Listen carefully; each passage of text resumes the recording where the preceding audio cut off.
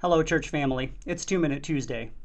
Pastors and their families used to complain about what they called life in the fishbowl. That is, clergy families traditionally felt as though their lives were always on display. For pastors, there weren't clear boundaries between their professional and their personal lives, which meant that anything that was happening in their personal life could and probably would affect their professional life. Now, I use the past tense here not because the fishbowl effect no longer applies to pastors, but because now it applies to everyone. Lately, the news has been full of headlines about people getting fired for stuff that they've been doing on their own time. Someone posts something racially insensitive on Facebook, or they have a meltdown at Costco because they didn't like somebody telling them to wear a mask, and it gets recorded, and it gets posted online, and it goes viral. And the next thing you know, the person has no friends and no job. Thanks to smartphones and social media, we're all living in the fishbowl.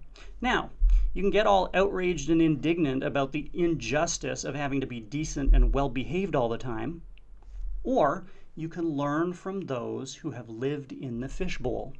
As Christians, we're actually called to live as though our lives are always on display.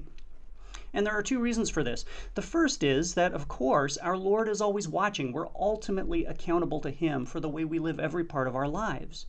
But the second is that our lives form the most important and most powerful part of our witness. In 1 Peter 2, the apostle writes, "Live such good lives among unbelievers that though they accuse you of doing wrong, they may see your good deeds and glorify God on the day He visits us." To be a Christian is really to commit your life to being a living billboard to the character and the compassion of our Lord Jesus Christ. This means that if we're living faithfully, we simply aren't afraid of people observing us closely.